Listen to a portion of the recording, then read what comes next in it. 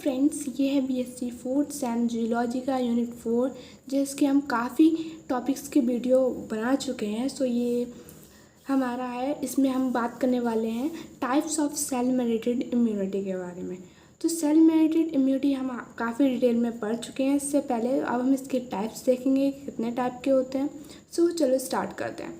सो ये जो होते हैं ये 4 टाइप के होते हैं। फर्स्ट है helper T cell. Helper T cell कौन सी होती हैं? These cells stimulate B cells to produce antibodies. ये करती हैं बी सेल्स को स्टिमुलेट, एक तरीके से बी सेल्स को जगाती हैं कि एंटीबॉडी प्रोड्यूस करो, कि एंटीबॉडीज़ बनाओ। हेल्पर टी सेल्स एक ऐसी सेल्स होती हैं जो बी सेल को जगाएगी यानी स्टिमुलेट करेगी। ठीक है, वो कहेगी कि एंटीबॉडी बनाओ, स्टार्ट कर दो एंटीबॉडी बनाना। ठीक है, और एक होती है किलर टी सेल जिसे हम साइटोटॉक्सिक भी बोलते हैं।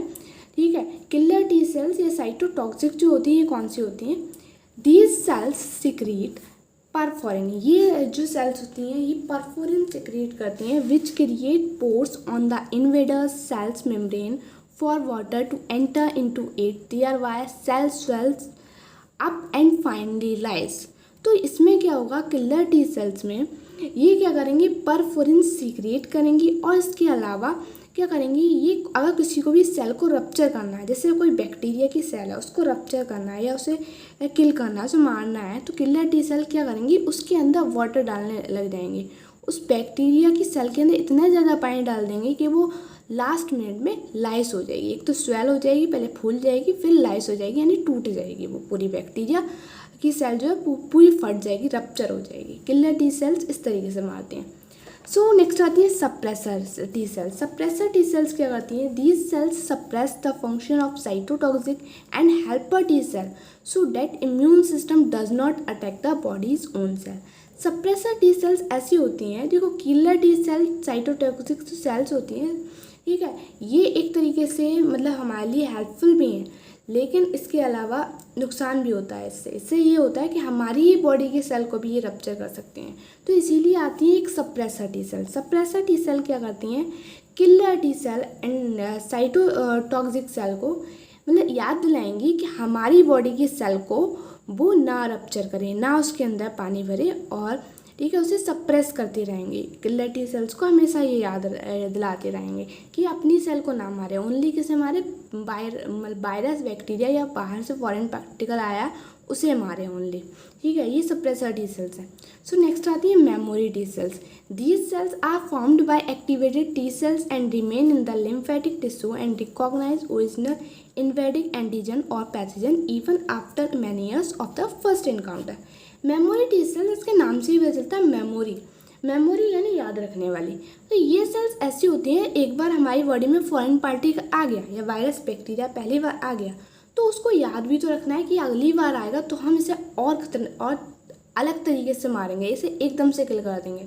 अभी तो हमें सोचने समझने में टाइम लगा, ये पहली बार था, हमें नहीं पता था इसके अंदर कितनी ताकत है, लेकिन अब हमें पता है कि इसके अंदर कितनी पावर है। तो अगली बार ये आएगा तो अब हम इसे नहीं छोड़ेंगे। तो मेमोरी टी सेल्स क्या करेंगे, मेमोरी क्रिएट कर देंगे यानी याद रखेंगे उस सेल को, अगली बार आएगा तो तुरंत उसे किल करेंगे। ठीक है, याद दिलाएंगे ये वही सेल है। ठीक है, सो ये सेल मेडिएटेड इम्यूनिटी के टाइप कंप्लीट होते हैं। सो नेक्स्ट स्टार्ट करते हैं हम इम्यूनोग्लोबुलिन। अब इम्यूनोग्लोबुलिन क्या होता है?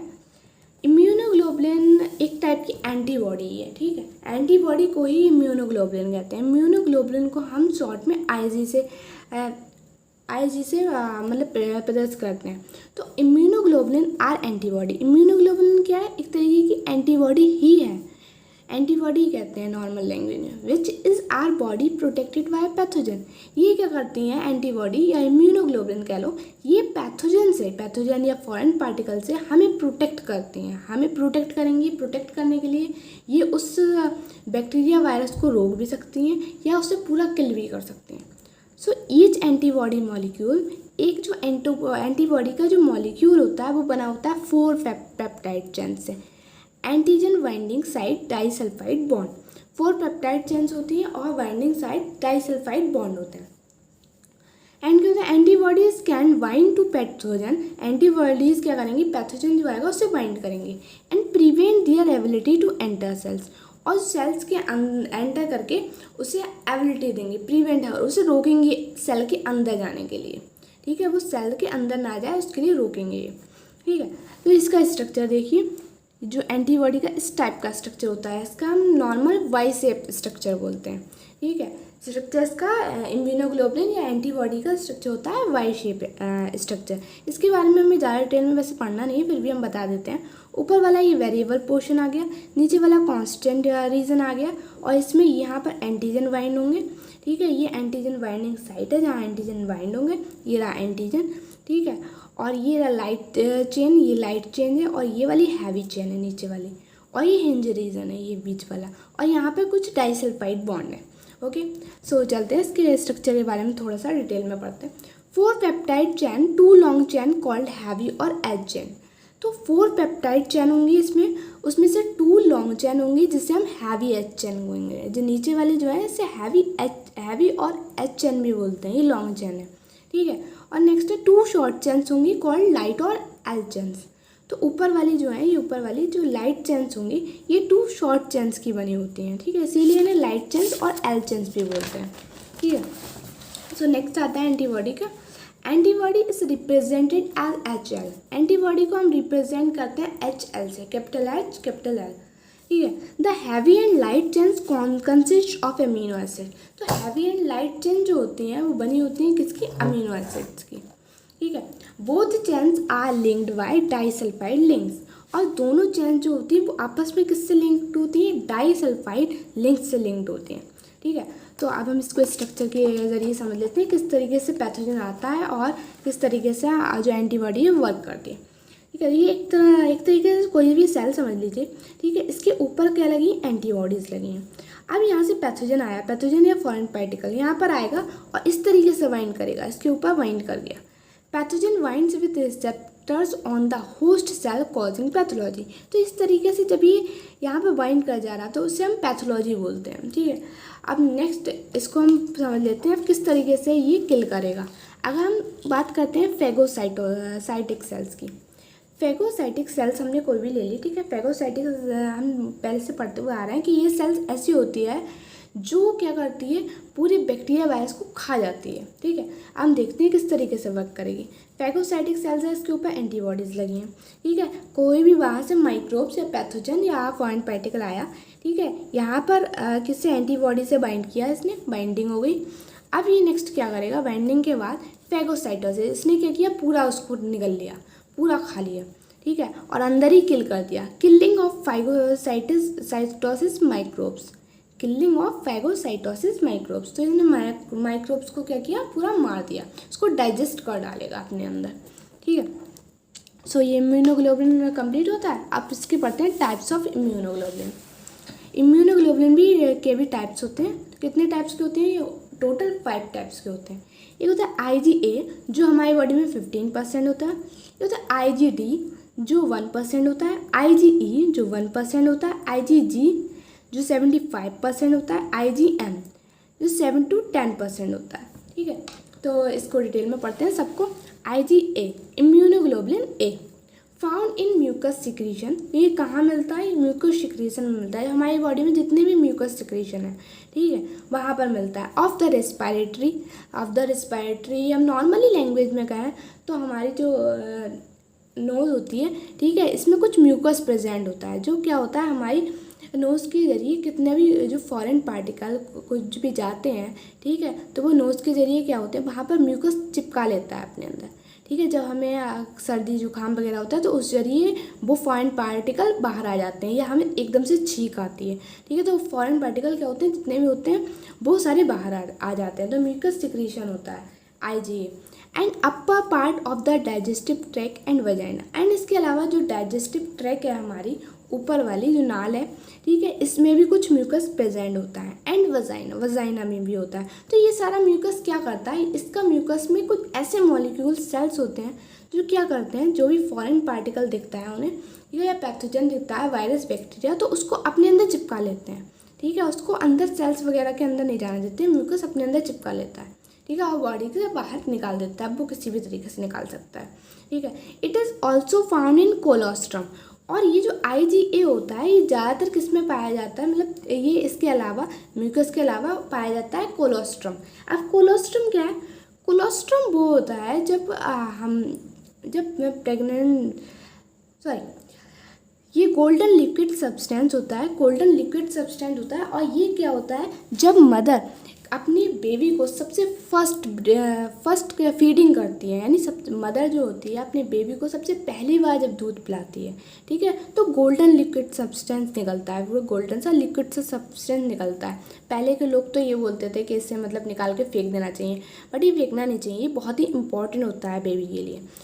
24 to 48 आवर्स, ठीक है, 1 या 2 दिन आता है ये, ठीक है, आफ्टर डिलीवरी के बाद 1-2 दिन ये लगातार आता है कोलोस्ट्रम, ठीक है, इसे कोलोस्ट्रम बोलते हैं, ठीक है। तो ये जो होता है बेबी के लिए बहुत ही ज़्यादा हेल्पफुल होता है। क्यों हेल्पफुल होता है? क्योंकि इसमें होता है इम्यूनोग्लोबुलिन ए।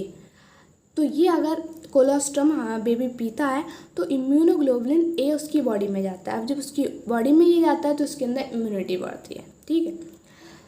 अब नेक्स्ट आता है इम्यूनोग्लोबुलिन डी। अब इम्यूनोग्लोबुलिन डी कहाँ कहाँ होता है? Found in cell membrane. ये होता है cell membrane of many B cells. कुछ बी सेल्स होती हैं जितनी भी, उनके सेल मेम्ब्रेन में प्रेजेंट होता है, ठीक है। अब इसका रोल क्या है? Role in activating and suppressing lymphocytes activity. जो लिम्फोसाइट्स होते हैं हमारे ब्लड में तो उनको सप्रेस करते हैं, ठीक है। अगर बाहर से कोई भी फॉरेन पार्टिकल आया तो ये सप्रेस करेगा इम्यूनोग्लोबुलिन डी कि बाहर से फॉरेन पार्टिकल आया इसे जल्दी से मारो, ठीक है। सो ये सारी जो इम्यूनिटी होती है ये हमारी क्या होती है? बचपन से ही होती है, ये हम बाद में गेन नहीं करते हैं, ये हमें चाइल्ड से मिलती है, बचपन से ही, जन्म से मिलती है।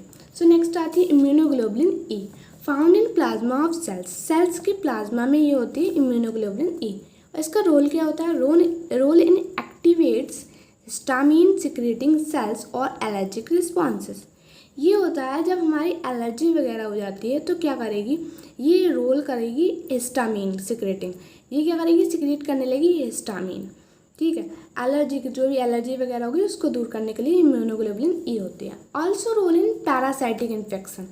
और जो हमारे बॉडी में पैरासाइट अगर एंटर कर गया तो उसको मारने के लिए इम्यूनोग्लोबुलिन ई होगी, ठीक है। नेक्स्ट आता है immunoglobulin G, found in blood. ये ब्लड में मिलेगी and in extra cellular blood. And जैसे जो सेल के बाहर फ्लूइड वगैरह होता है एक्स्ट्रा सेलुलर, उसमें मिलेगा इम्यूनोग्लोबुलिन जी। इसका रोल होता है इन स्टिमुलेट्स फेगोसाइटिक सेल्स। इनका रोल होता है फेगोसाइटिक सेल्स जो होती हैं, जो पूरी सेल को, वो बैक्टीरिया को खा जाती हैं, ठीक है, उसको स्टिमुलेट करने में। It is the only antibody, ये एक ऐसी एंटीबॉडी है date can cross the placenta. ये एक अनोखी एंटीबॉडी है, ठीक है, ऐसी कोई एंटीबॉडी नहीं है जो प्लेसेंटा को पार कर सके। अब आप लोगों में बहुत से लोगों को ये नहीं पता होगा प्लेसेंटा क्या होता है। तो प्लेसेंटा क्या होता है? ये जो एम्ब्रियो होता है, प्रेग्नेंट मदर होती है तो उसमें जो बेबी होता है, बेबी से बाहर एक कवर होता है, पूरा पाउच होता है, उसमें बेबी होता है, तो उसको प्लेसेंटा बोलते हैं। उस प्लेसेंटा से आर पार कुछ नहीं जाता है, कोई सी एंटीबॉडी नहीं जाती है। लेकिन ये जो होती है इम्यूनोग्लोबुलिन जी, ये इससे आर पार जा सकती है, ठीक है। And confer immunity to the foetus. और ये क्या करती है? फीटस को भी बचाती है। अगर फीटस के अंदर वायरस या बैक्टीरिया चला गया है तो क्या करेगी? इम्यूनोग्लोबुलिन जी उसके अंदर, प्लेसेंटा के अंदर, एम्ब्रियो के अंदर फीटस को भी बचाएगी वायरस से बैक्टीरिया से, ठीक है, उसे खा जाएगी, पूरा फेगोसाइटिक सेल्स की तरह वर्क करेगी, ठीक है। तो नेक्स्ट आता है इम्यूनोग्लोबुलिन एम। इम्यूनोग्लोबुलिन एम क्या करेगी? फाउंड इन ब्लड, ये ब्लड में मिलता है। It is the largest antibody, ये सबसे बड़ी एंटीबॉडी है। First activates in an initial attack of antigen. तो जैसे ही हमारी बॉडी में पहली बार कोई भी एंटीजन अटैक करेगा तो सबसे पहले इम्यूनोग्लोबुलिन एम जाएगी। ये जैसे ही देखेगी यह कुछ अलग सा एंटीजन है, अलग सा फॉरेन पार्टिकल है, तो वैसे ही उसे मारने लगेगी, उस पर अटैक करने लगेगी, ठीक है। तो ये सारे टाइप्स कंप्लीट होते हैं। So thank you. अगर आपको वीडियो अच्छा लगा हो please like and subscribe, and thank you very much watching the video.